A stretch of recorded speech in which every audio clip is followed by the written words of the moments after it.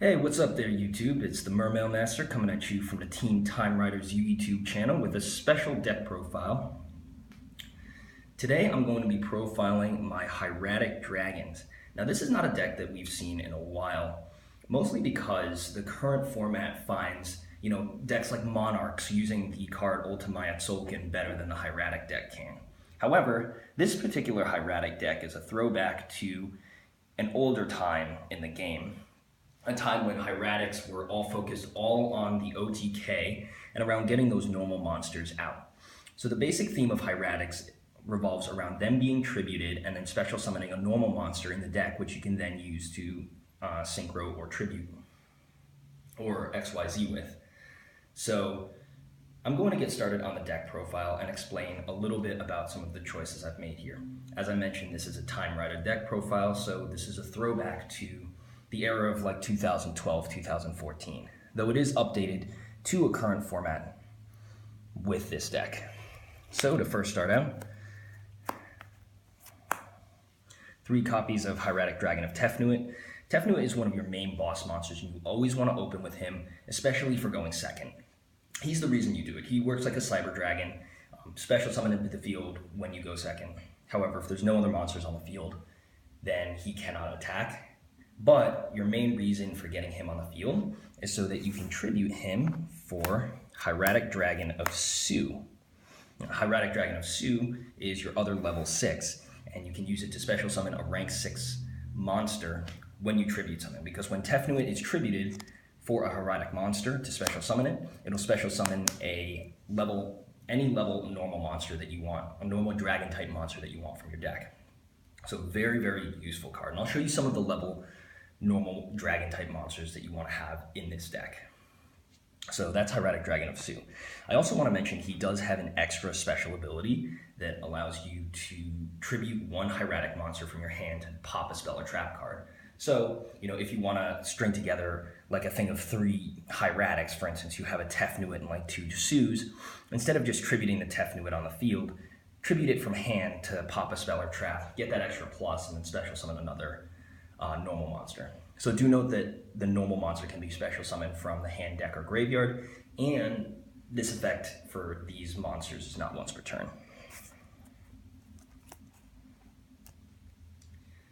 Next monster is 3 copies of the Hieratic Dragon of Esset. Very, very good card. The only one of these that can be normal summoned without a tribute. You get Esset on the field, you can tribute it to special summon Su.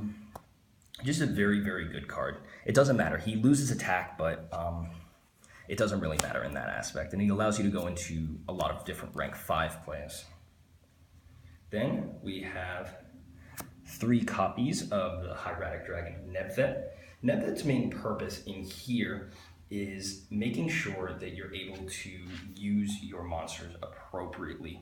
So whenever he's tributed, he gets to whenever you tribute a hieratic from hand, you get to destroy a monster on the field.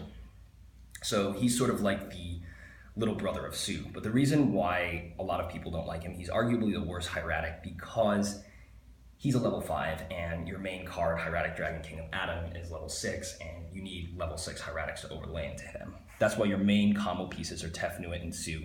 And most people just stick to the combos of Tefnuit, Su, and Esset, because Esset doesn't have like an effect like Nebvet doesn't have an effect like Esset that allows it to come to the field without a tribute. All right, now on to the next monsters. I'm currently proxying this right now because it's in another deck. 1 copy of Red Med, pretty self-explanatory, he's at 1.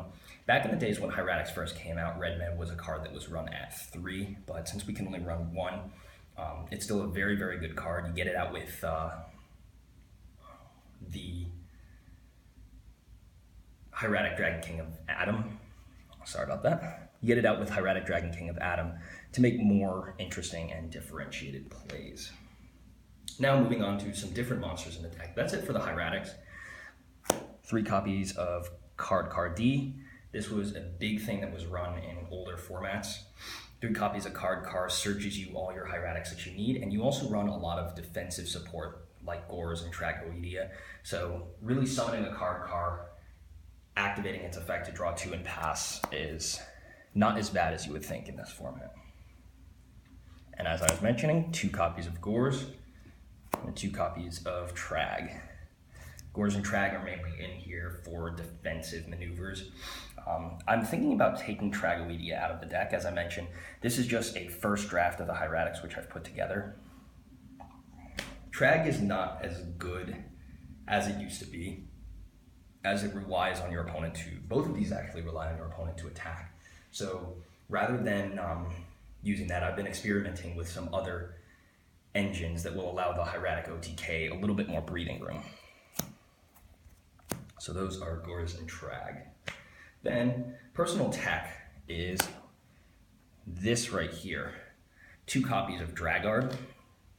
Now Dragard's effect states that when he's normal summoned, you can select one dragon type monster from your graveyard or one dragon type normal monster that has less than 500 attack and special summon it to the field.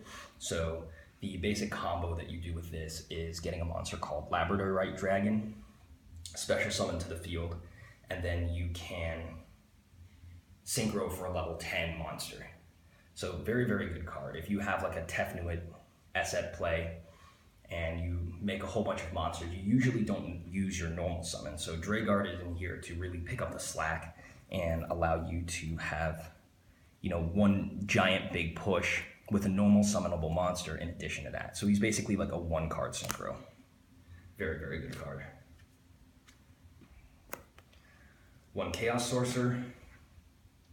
He's mainly in here for the fact that everything in this deck is a Chaos deck. So, you have a lot of darks and a lot of lights. So, Chaos Sorcerer is a good card to have. Again, with the proxies, 1 copy of BLS. Same deal as Chaos Sorcerer. I like them at 1-on-1, particularly because you don't have too many lights and too many darks, but again, having the ability to drop a BLS out of nowhere or drop a Chaos Sorcerer out of nowhere is too big of a thing to deny. And also a thing of note is Chaos Sorcerer is also a level 6, which synchronizes well with all the rest of the hieratics that you run. And now on to the rest of the monsters. We have the normal monsters that you can summon with your hieratics. So first and foremost is Wattail Dragon. Wattail Dragon is just in here for the Atom plays, and he's also a good 2500 beater. Very, very good card. I'm thinking about taking him out and trying out another one of this card here. 1 copy of Labradorite Dragon. Labradorite Dragon is the same thing except for the fact that he's a tuner, which means you can enable Soulkin plays, and he also synergizes with Dragard. This is who you're usually going to get. So if you make a giant play to go for a special summoned Atom play, and then you ditch the Labradorite Dragon to the graveyard, you can just special summon Labradorite Dragon back when you normal summon Dragard and Synchro. Either that, or you can also use the dragon to go into another XYZ if, that's what you're looking to do. 1 copy of Curse of Dragon. He's just in here for rank 5 plays, so if you have an asset that you tribute for a net that, you can special summon the Curse of Dragon out in the field and do work with that. And then the final normal that I won is 1 copy of Galaxy Serpent. And Galaxy Serpent is basically to allow you to go into level 7 and level 8 monsters, but is altogether a very good card to consider running.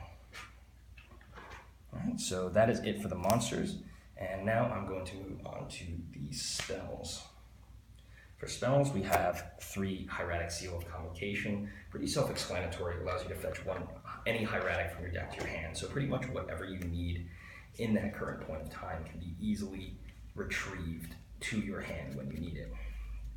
Very, very good card. Anything that basically just says add X monster from your deck to your hand is going to be a good card. So definitely something very, very consistent that you need.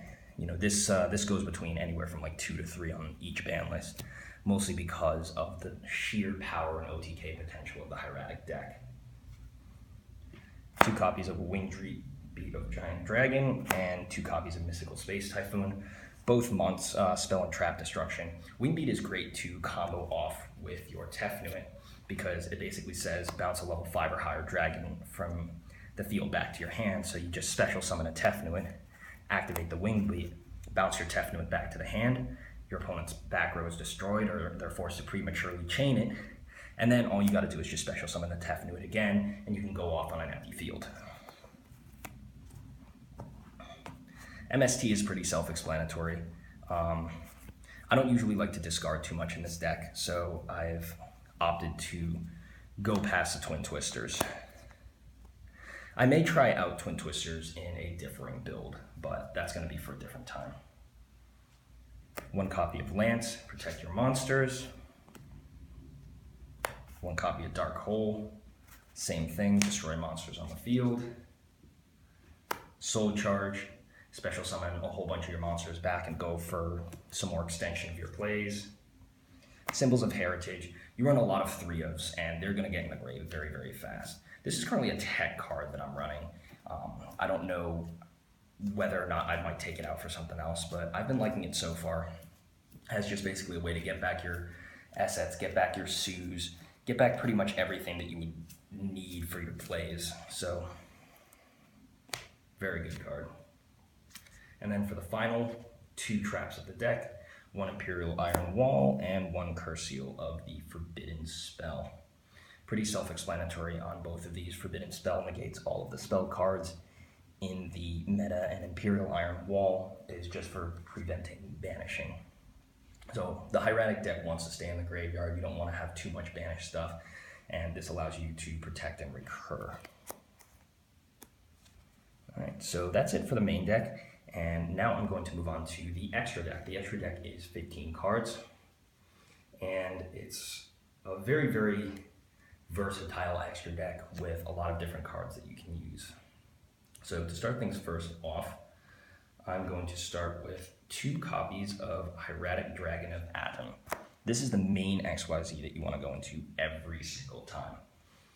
This one basically says that in exchange for not attacking for the turn, you get to special summon any dragon type monster from your deck, but its attack and defense becomes 0. So you usually just fetch a red med with this, and then summon it to the field, and get some more stuff back to like extend your plays out.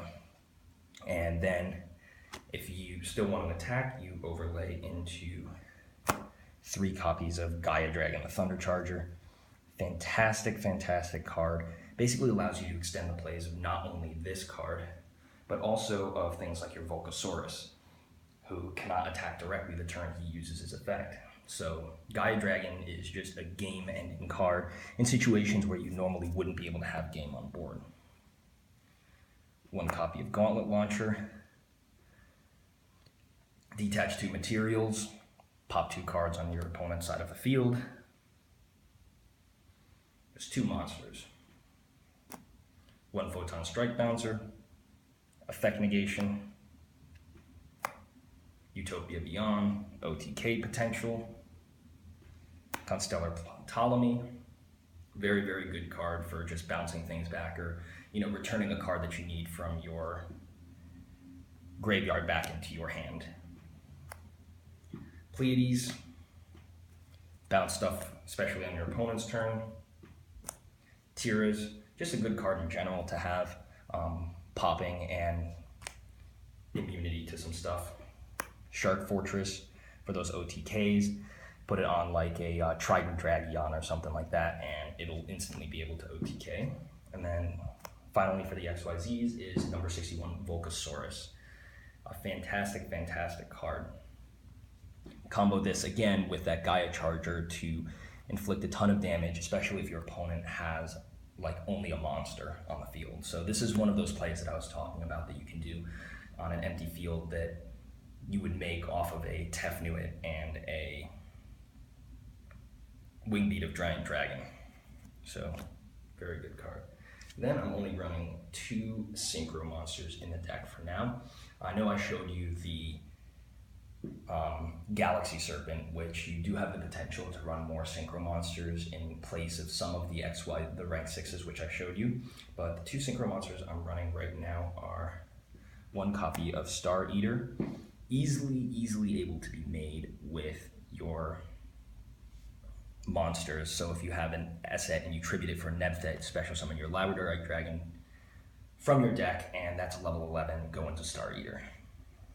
And Star Eater can, of course, run over the Dark Destroyer and is impervious when he comes to the field. And then the final monster of the deck that I want to show you is one copy of Trident Dragion.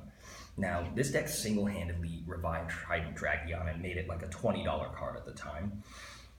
Trident Dragion's basic ability is you can pop up to 3 cards on the field to give him 3 attacks during a turn in Synchro Summon. He's a level 10, so you almost pretty much always make him with your Dragard and your Labradorite Dragon. And he pops 2 cards on the field and he can put 9,000 damage on board. So just a really quick OTK play that your opponent won't usually see coming. So very good card. And that is my hieratic deck. I hope you enjoyed this deck profile. And if you want to see more content just like this, please feel free to subscribe to the Team Time Riders YouTube channel. And I look forward to seeing you again soon. Thanks. Bye-bye.